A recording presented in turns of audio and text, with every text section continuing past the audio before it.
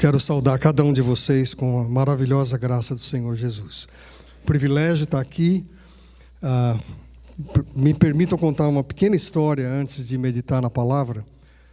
Mais ou menos 1 ano e meio atrás eu vinha a Orlando, nós moramos no sul da Flórida, para um café de pastores, e por alguma razão eu me sentei ao lado do pastor André. Essa razão Deus sabia, não é? Na verdade. E nós não nos conhecíamos, e quando nós começamos a trocar figurinha, né, conversar um pouquinho, Deus fez algo que tocou muito o meu coração. Nós criamos uma ligação naquele momento muito forte. Quando eu lembro que eu falei para você, pastor, algo está no meu coração que faz com que eu ame muito, e eu quero muito bem você. E eu tinha conhecido o pastor André há poucos minutos, mas os irmãos conhecem que o Espírito Santo faz coisas assim, ou seja, ele dá ligação, ele cria isso de alguma maneira incrível. E desde lá, junto com a pastora Renata e a Cirlei, minha esposa, nós temos convivido, nós temos conversado, e ele me dá o privilégio de ocupar esse lugar aqui que é dele e da pastora, para trazer a mensagem nessa noite. Eu trago um abraço da nossa organização, que se chama CEPAL, que está no Brasil há muitos anos, é uma sigla que quer dizer servindo os pastores e líderes. E a nossa praia é realmente servir os pastores. E nós tivemos o privilégio de pastorear uma igreja em São Paulo por 20 anos, ininterruptamente. Essa igreja ganhou a visão missionária, enviamos missionários para muitos lugares, e depois a gente se tornou missionário. Então nós somos missionários já há quase 20 anos, servindo muito tempo no Brasil. E recentemente a nossa organização, que tem a base e que nasceu aqui na América, nos chamou para ajudar os pastores brasileiros. E nós estamos aqui para servir. Pedimos as orações, nós devemos estar mudando para essa região em janeiro, porque a gente crê que de alguma maneira Deus está nos trazendo para cá. Então eu peço suas orações para que a gente encontre um lugar. Amanhã a gente vai olhar alguma coisa, para que a gente possa encontrar um lugar para morar aqui nessa região. Nós somos casados há mais de 40 anos, somos 2 filhos, 4 netos, temos uma filha que mora no Canadá, trabalha com crianças pobres, ajuda a Visão Mundial, que é uma ONG cristã, a maior ONG cristã do mundo, e temos um filho no Brasil também, casado, que nos deu 2 netos. E a gente está no meio do caminho aqui, entre um e outro, tá certo? Eu quero que você, por gentileza, abra sua Bíblia no livro de Apocalipse, capítulo 3, e eu vou ler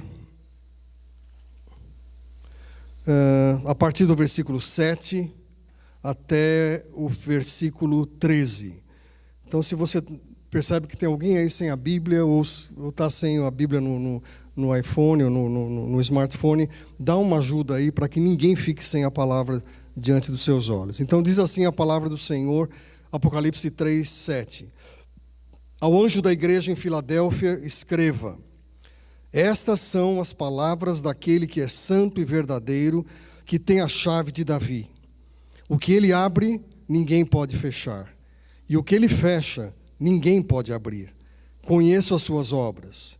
Eis que coloquei diante de você uma porta aberta, que ninguém pode fechar. Sei que você tem pouca força, mas guardou a minha palavra e não negou o meu nome. Veja o que farei com aqueles que são sinagoga de Satanás e que se dizem judeus e não são, mas são mentirosos. Farei que se prostrem aos seus pés e reconheçam que eu o amei. Visto que você guardou a minha palavra de exortação, a perseverança, eu também o guardarei na hora da provação, que está para vir sobre todo o mundo, para pôr à prova os que habitam na terra. Venho em breve, retenha o que você tem, para que ninguém tome a sua coroa. E farei do vencedor uma coluna no santuário do meu Deus, e dali ele jamais sairá. Escreverei nele o nome do meu Deus, e o nome da cidade do meu Deus, a nova Jerusalém que desce dos céus, da parte de Deus, e também escreverei nele o meu novo nome. E aquele que tem ouvidos, ouça o que o Espírito diz às igrejas. Que Deus abençoe a palavra que a gente leu. Vamos orar novamente. Eu queria que você curvasse a sua fronte, fechasse os seus olhos. Antes de orar, eu quero fazer uma pergunta. Alguém entrou aqui e ainda está, de alguma maneira, passando por luta? Sua mente está fora daqui, ou algum tipo de distração, ou mesmo opressão.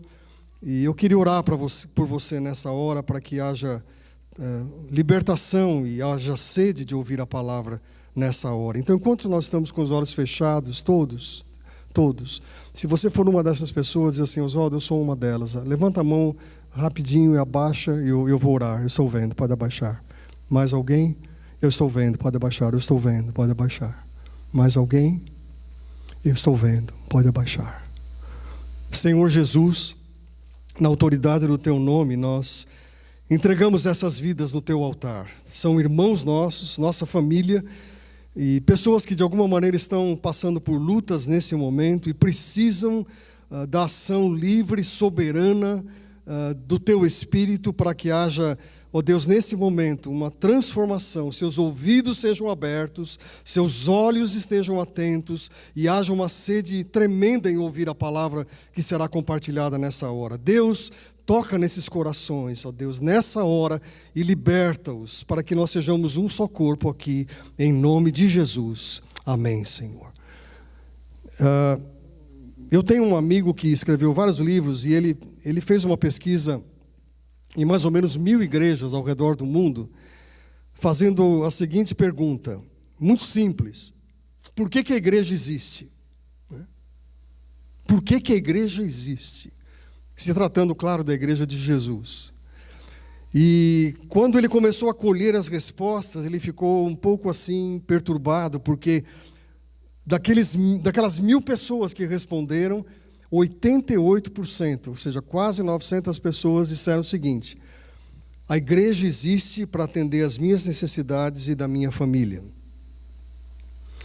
E 12% disseram: a igreja existe para que a obra do Senhor seja completada e a evangelização seja alcançada e ela alcance até o último da terra.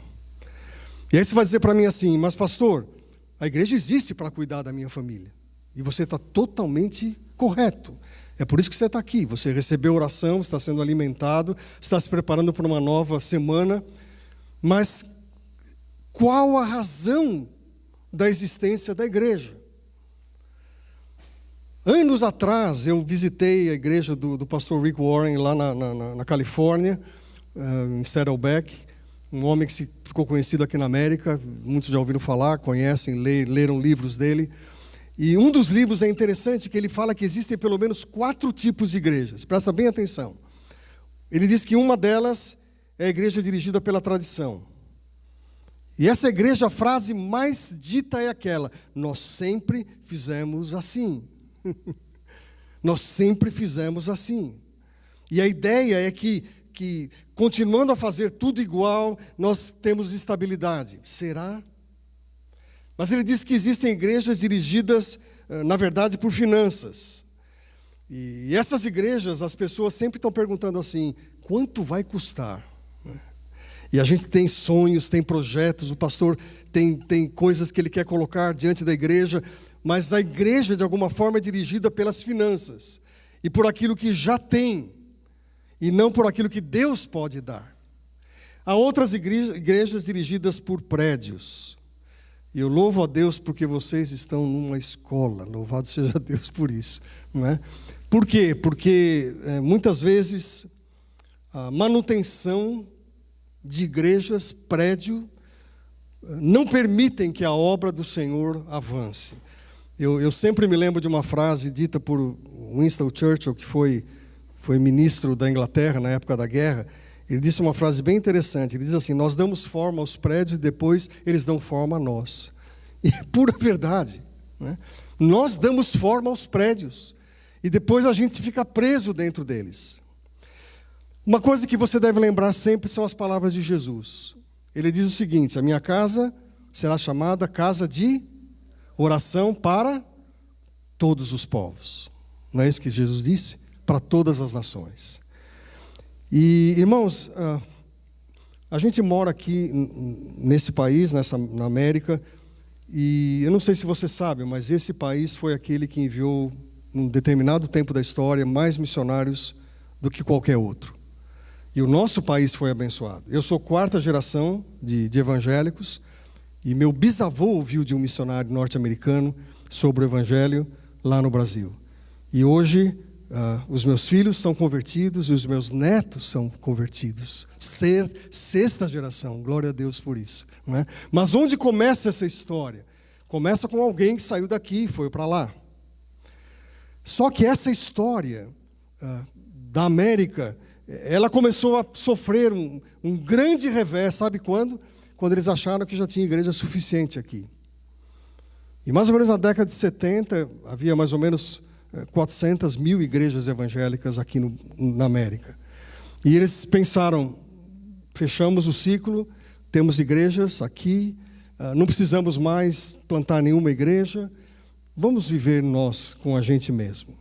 E sabe o que aconteceu? Nos últimos 15 anos, 30 mil igrejas simplesmente fecharam. Esses são dados da Christianity Today, que é uma revista de grande credibilidade nesse lugar, que tem origem mesmo com o Dr. Billy Graham.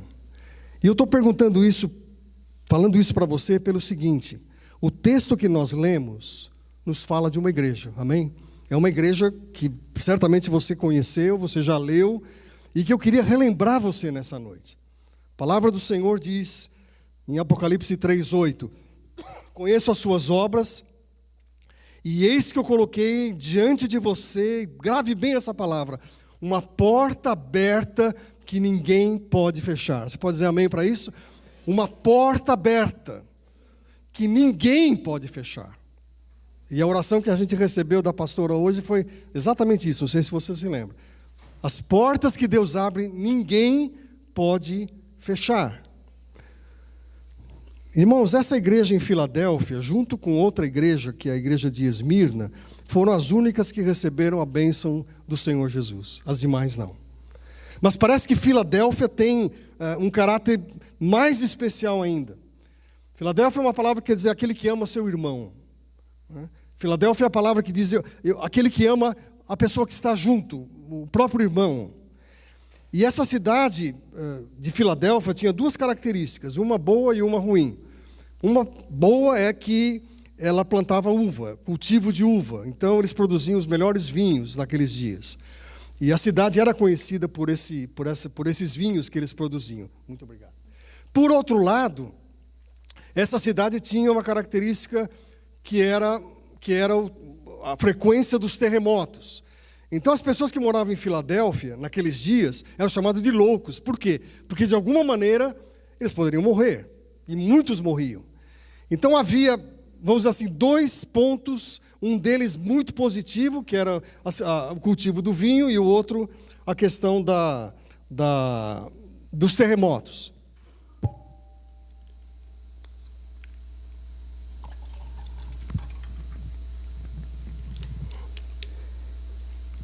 E aí, então, quando nós começamos a ler o trecho de Apocalipse 3, a palavra do Senhor diz assim, versículo 7, eu quero que você tenha a Bíblia do seu lado, junto de você.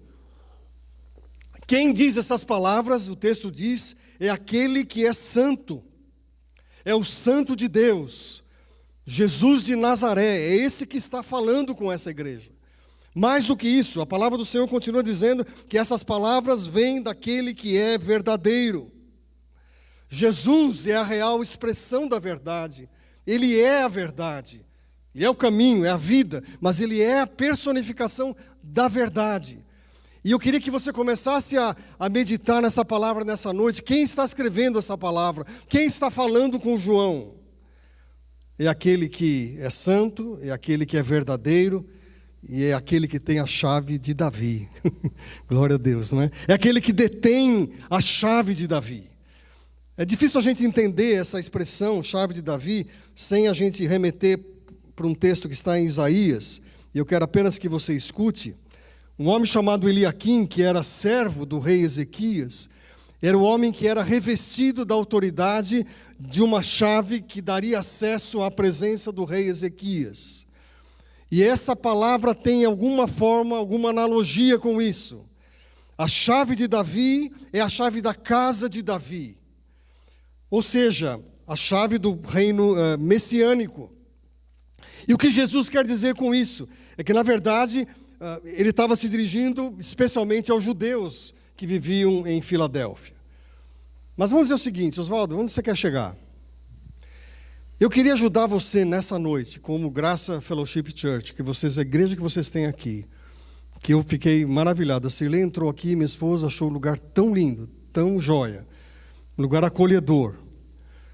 De que maneira essa igreja pode ser marca, bênção, para a vida de muita gente? Não só aqueles que vão entrar aqui, mas especialmente aqueles que ainda não têm essa possibilidade de conhecer o Senhor Jesus. O coração de uma igreja, essa igreja pulsa no sentido de fortalecer as pessoas que estão aqui, dar graça para essas pessoas que estão aqui, até pelo próprio nome da igreja, mas mais do que isso, tem gente esperando por essa mensagem. E o que eu aprendo aqui, lendo essa igreja, que tem a bênção de Jesus, é que, em primeiro lugar, essa igreja é destituída de poder humano. Queria que você marcasse muito bem isso.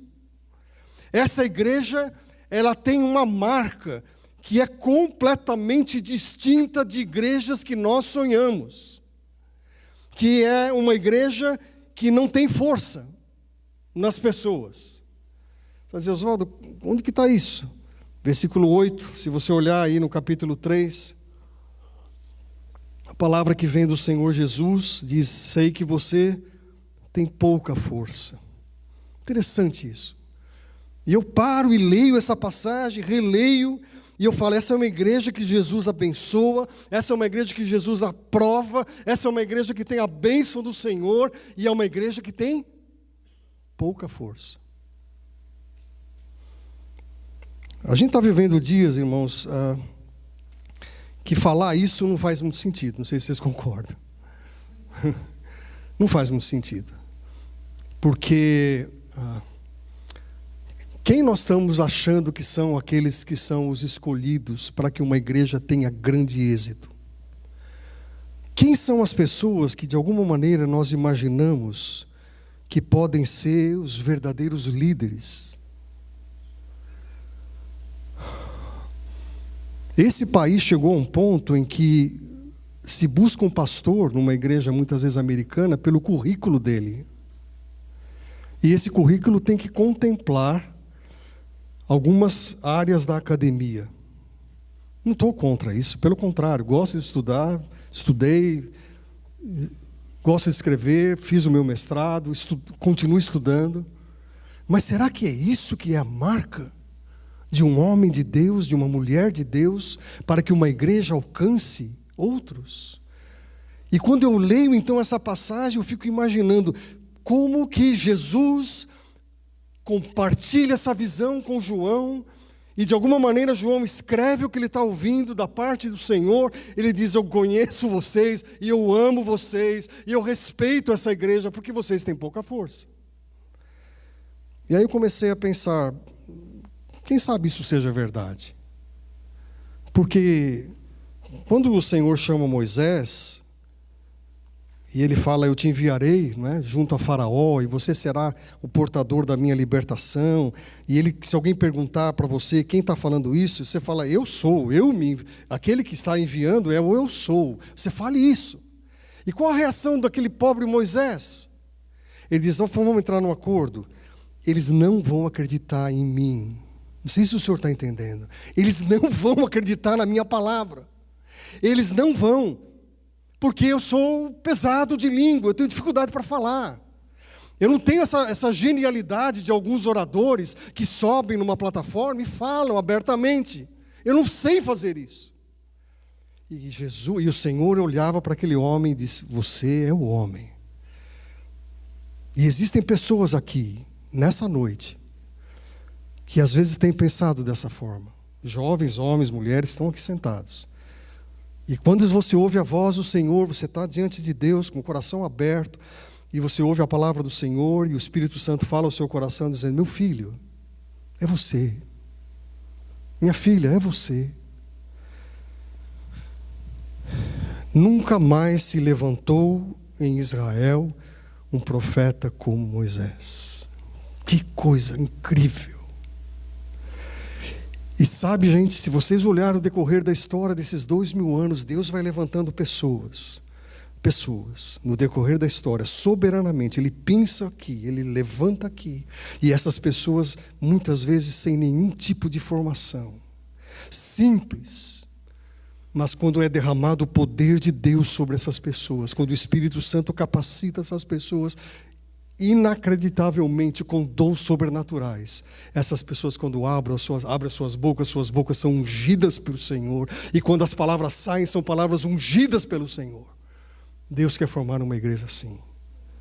Deus quer formar uma igreja com gente de pouca força. Por isso você pode escolher um Jeremias, você pode escolher que diz que eu não passo de uma criança, você pode escolher um Moisés, e você vai realmente entender que o poder se aperfeiçoa na fraqueza. Glória a Deus por isso. Outra coisa que a palavra de Deus diz aqui é que essa igreja tem uma marca tão linda, que é a marca que ela está firmada na palavra. E sabe, irmãos, isso não faria sentido compartilhar se a gente estivesse vivendo outro tempo. Alguém disse que já foi o tempo que o povo de Deus conhecia a Bíblia, né?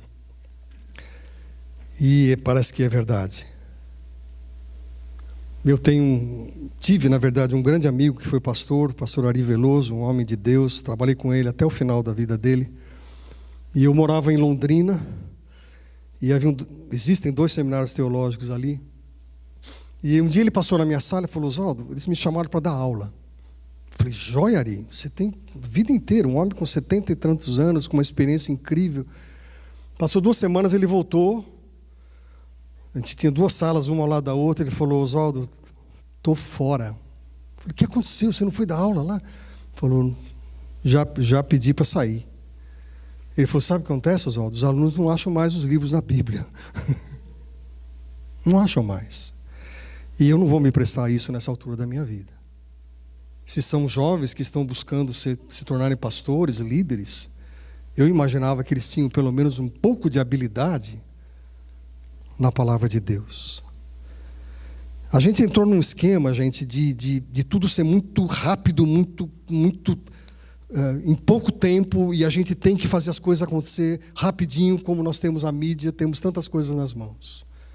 E aí você começa a pensar: não compro mais pão, eu aqueço o pãozinho, ou eu tenho pão de forma, eu não preciso mais ir no banco, eu tenho a internet. E assim você vai começando a imaginar que as coisas começaram a se tornar muito mais rápidas e nas suas mãos, no controle literalmente da sua própria mão. Só que isso invadiu a igreja, e a gente então tem tido um comportamento em que a gente tem que fazer as coisas acontecerem rápido. E, gente, não há discipulado e crescimento sem tempo, investimento. A nossa missão tem uma característica de trabalhar com pastores, mas não com multidão de pastores, trabalha com poucos. Porque a gente crê no princípio do discipulado e da multiplicação.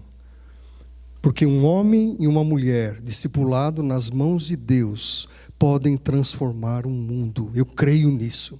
Um homem e uma mulher formado e forjado na palavra do Senhor, e com o coração aberto, pode, de alguma maneira, transformar não só esse lugar, mas tantos lugares ao redor da terra. E a palavra do Senhor diz aqui no versículo de número 8: conheço as tuas obras, você tem pouca força. O que tem depois aí? Eu não sei na sua tradução, mas a minha diz: mas guardou a minha palavra. Você guardou a minha palavra. A gente aprende desde criança, né? Guardei a tua palavra no meu coração para não pecar contra ti. O problema, irmãos, é que a gente recebe influências. Você está aqui no domingo, recebe a palavra genuína, mas quando você sai, você começa a ouvir outras coisas. E alguém fala no seu ouvido aqui, o outro fala aqui assim. Você fala: bem, não é isso então, é outra coisa. Mas aquilo que o pastor falou. E nós começamos a entrar, muitas vezes, numa loucura de buscar coisas novas. Meu irmão, minha irmã, a igreja que ama, a igreja de portas abertas, a igreja que guarda a palavra e vive a palavra. Uma vez eu ouvi a história de um recém-convertido que chegou na igreja domingo e todo o povo estava arrumando a igreja. Isso aconteceu no Brasil, isso é verdadeiro. E aí o pastor estava ali junto e o jovem percebeu que estava vendo toda aquela movimentação e falou: pastor, por que vocês estão fazendo isso no domingo, bem no dia que a gente vem aqui para ouvir a palavra? Aí ele falou assim, o pastor: meu irmão, é porque os fiscais não trabalham no domingo. Os fiscais não trabalham de domingo. Aí aquele jovem que era recém-convertido, com o coração queimando, né, por Jesus, diz assim: mas pastor, isso é certo? E a resposta daquele pastor foi assim: meu filho, quando você crescer, você vai mudar algumas coisas na sua cabeça. Você vai mudar de opinião algumas coisas. E quando, irmãos, nós não temos o padrão genuíno que vem das Escrituras, nós não podemos nos tornarmos essa igreja. E a palavra do Senhor diz que a palavra do Senhor é como fogo que despedaça a rocha. A palavra do Senhor em Jeremias capítulo 23.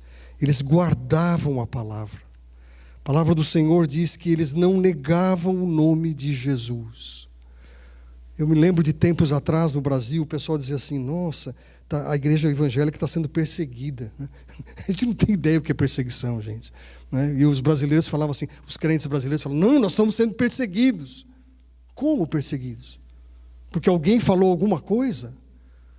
Eu servi Portas Abertas, que é uma missão internacional, por alguns anos na diretoria, e lá a gente sabia o que era ser perseguido. A gente tinha ideia do que era um homem que servia a igreja, que liderava a igreja, e que chegava a notícia: a casa foi queimada, o pastor foi preso. Então nós não temos ideia do que é martírio. A gente não tem histórias de mártires entre nós, com raríssimas exceções. E quando Jesus fala: e sereis minhas testemunhas, tanto em Jerusalém como em Judéia e Samaria, até os confins da terra, você sabe o que quer dizer aquela palavra testemunhas? Literalmente, é mártir. Tradução literal, não sei por que ficou testemunha, mas a palavra é mártir. Nós receberemos poder do Espírito Santo para estarmos prontos a morrer. E essa igreja, então, recebe a bênção do Senhor porque ela tem portas abertas. E por que ela tem portas abertas? Porque eles não negam o nome de Jesus. E, na verdade, é essa igreja que nós estamos sonhando. 2 meses atrás, eu estive na Romênia com a minha esposa, num encontro de missionários. E a Romênia é um país que está se reconstruindo. Quem é mais antigo lembra do Ceausescu, não é? Que foi um ditador que fechou o país e que não permitia que houvesse a pregação do Evangelho.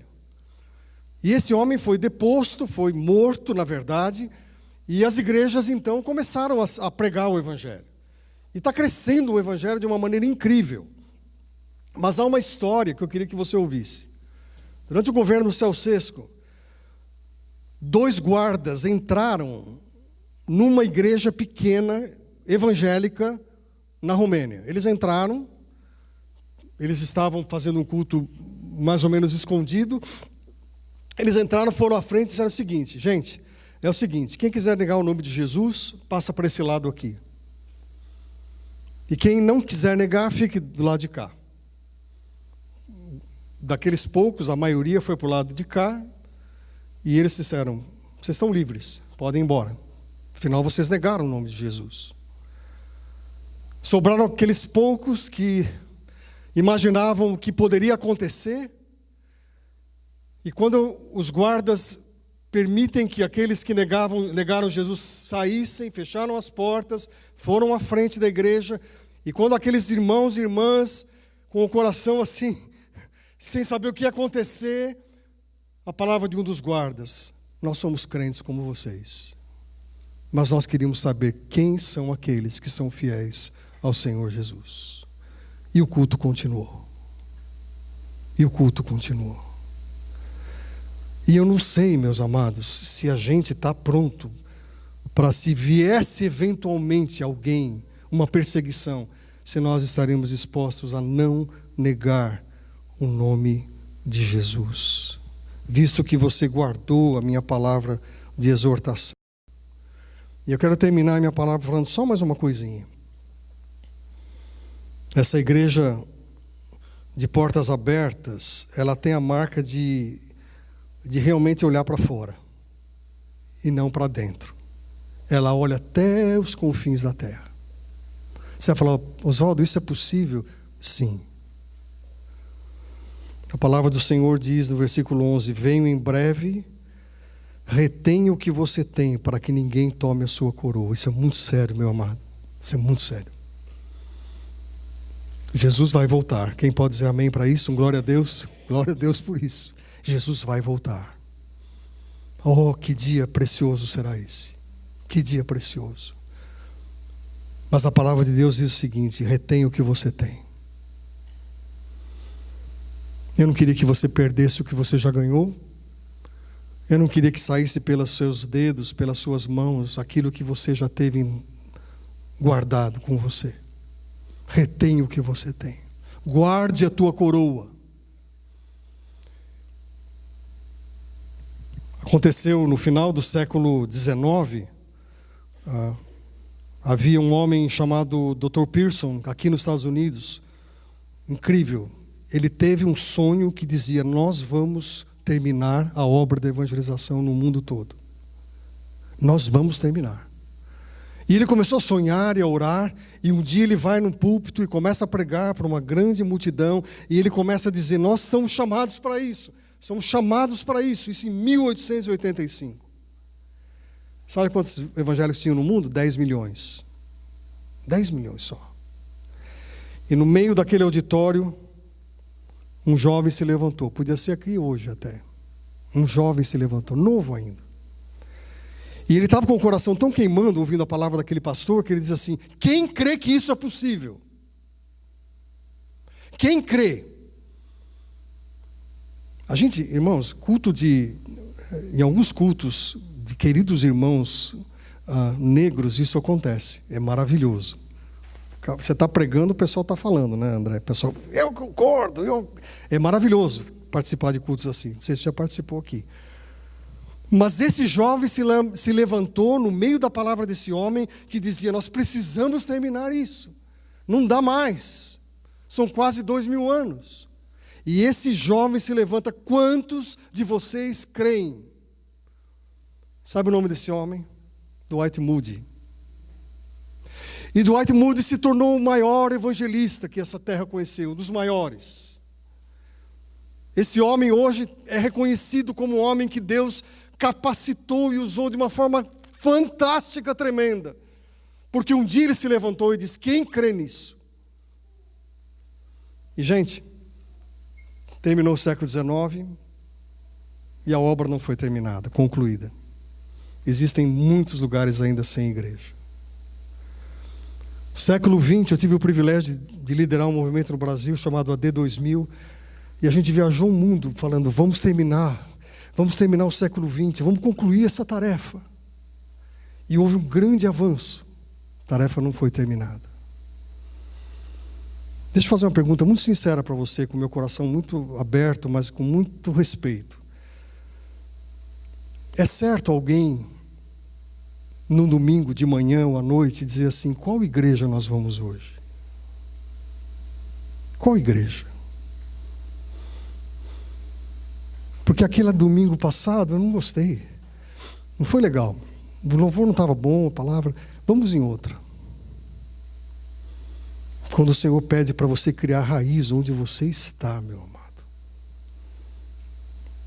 O justo é aquele que floresce, porque ele é como aquela árvore plantada junto a ribeiros de águas, não é? Onde as raízes se fortalecem e onde há fruto. E tudo quanto faz, será bem sucedido. Só que hoje você pode escolher a igreja que você vai. Tem várias. E você sabe que há lugares onde não existe nenhuma igreja evangélica, nenhuma. Final da década de 80, o irmão da Cirlei, médico, servia como missionário no sul da Espanha, e nós fomos visitá-lo. Domingo de manhã, inadvertidamente, eu me arrumei e falei para o meu cunhado: cunhadão, vamos para a igreja. Ele falou: qual? Igreja, qualquer igreja evangélica. Não tem. Eu lembro que nós compramos o El País, que é o jornal de maior circulação na Espanha, fomos para a praça e começamos a distribuir folheto. E os espanhóis esmagavam os folhetos, pisavam, não queriam ouvir de Jesus. E hoje há uma igreja plantada em Vélez, Málaga. Louvado seja Deus por isso. Gente, é correto isso? É justo, eu diria. É justo. É justo nós escolhermos. Essa igreja recebeu a bênção do Senhor, porque era uma igreja que se fortalecia, ela se reunia e ela saía. A semelhança da cozinha de um exército, onde os soldados vêm, se alimentam, se fortalecem e saem como guerreiros do Senhor. Eu queria que nessa noite, aquela palavra que o Senhor mandou para João fosse sua. Aquele que tem ouvidos para ouvir, ouça. Eu queria que nessa noite você pudesse, de alguma maneira, saber que a Graça Fellowship Church, aqui, essa igreja que você está, e por conhecer os líderes dessa igreja, eu sei que essa é uma igreja que daqui podem sair pessoas. Você vai dizer: Oswaldo, mas eu estou aqui por outros motivos. Deus sabe por que trouxe você aqui. Deus sabe por que a Flórida ainda precisa de igrejas. Essa nação precisa de igrejas. E outros lugares também. Mas a única maneira disso acontecer é quando houver uma igreja de portas abertas. Uma igreja que você sai e que ela continua a existir fora daqui. Deus pode usar a sua vida de uma forma tremenda. Curve os seus olhos, vamos orar. Queria que você não saísse do lugar, eu não queria que você se movimentasse enquanto nós estamos aqui. Queria que você fizesse apenas uma pergunta ao Senhor nessa noite. Senhor, porventura é comigo que o Senhor tem falado nessa noite, claramente. Porventura, de alguma maneira o Senhor quer usar todas as minhas limitações, eu tenho pouca força. Mas agora eu aprendi que são essas pessoas que o Senhor quer usar. Eu tenho limitações, mas eu entendi pela palavra que são essas pessoas que o Senhor quer completar com poder. E eu entendi, Deus, que existe uma grande necessidade que vai para além desse lugar onde eu estou. Porventura o Senhor quer falar ao meu coração, está falando. Enquanto nós estamos com os olhos fechados, eu não queria que houvesse nem movimentação, mas você se colocasse mesmo totalmente nas mãos de Deus. Eu queria orar por você. A gente não pode sair daqui, desse lugar, sem que alguma atitude nossa seja tomada. Aquele jovem que ouviu a palavra e se levantou e disse: quem vai comigo? Quem vai comigo? Deus tomou a vida de Dwight Moody e fez dele um instrumento poderoso nas mãos do Senhor. Pode existir uma mulher aqui que pode dizer: pastor, eu tenho tantas coisas ainda, tantas limitações, mas eu quero me oferecer no altar do Senhor, para que Ele me use como Ele quiser. Existem adolescentes aqui que também podem tomar alguma decisão dizendo: eu quero colocar a minha vida no altar de Deus. Quando eu tinha 16 anos, ouvi essa voz e decidi seguir o caminho do ministério. Você pode fazer isso hoje. Enquanto nós estamos louvando ao Senhor, se você entender que você é uma dessas pessoas, se coloque aqui no altar do Senhor. E eu quero orar por você. Vamos estar juntos aqui nessa hora. Então, enquanto ouvimos a liderança do pastor cantando, se você é uma dessas pessoas, vem até aqui e dizendo: Oswaldo, eu quero fazer parte dessa igreja que tem portas abertas, que vai para fora, que olha para fora, que ama o perdido, que faz com que alguém tenha a chance de ter uma igreja onde ele vive. Vem até aqui. Se você ouviu essa voz, eu quero orar por você.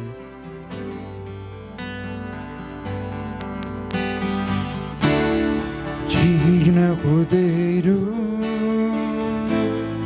que foi morto, Santo, Santo Ele é. Um novo cântico ao que se assenta sob o trono do céu.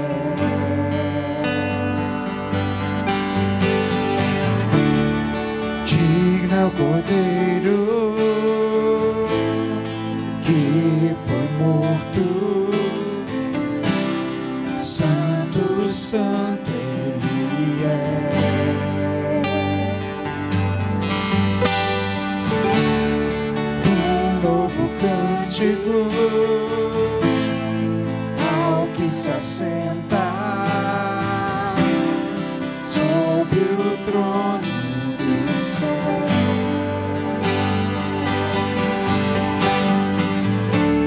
Santo, Santo, Santo, Deus Todo-Poderoso, que era e é e há de vir.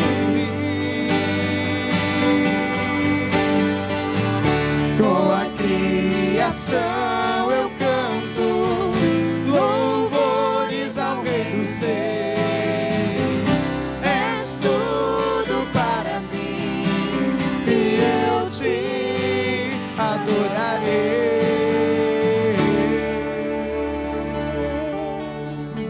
Senhor Deus, nós queremos abençoar o teu povo nessa noite. Queremos pedir em nome de Jesus que o Senhor complete a tua obra. E o Senhor conhece cada coração que está aqui. E Deus, pelo teu Espírito, o Senhor esteja conduzindo a vida de cada um, Senhor, aos teus pés. E se porventura, Deus, alguém aqui tem um toque do Senhor, de alguma maneira, para se tornar um homem, uma mulher, onde o Senhor vai fazer dessa pessoa algo muito grande, que será bênção para algum lugar, até mesmo para esse lugar. Que o Senhor, ó Deus, fortaleça, Deus, tire toda a dúvida, todo o medo, e que o diabo, o inimigo das nossas vidas, não tenha nenhum poder, mas que haja, Deus, o revestimento do Senhor sobre essas vidas. Pai, eu oro no nome de Jesus para que o Senhor guarde esse povo, que o Senhor acompanhe cada um agora, de volta para casa, semana, que a gente vá na graça e na força do Senhor. Eu peço que seja assim, porque eu oro em nome de Jesus. Amém, Senhor. Amém, Jesus.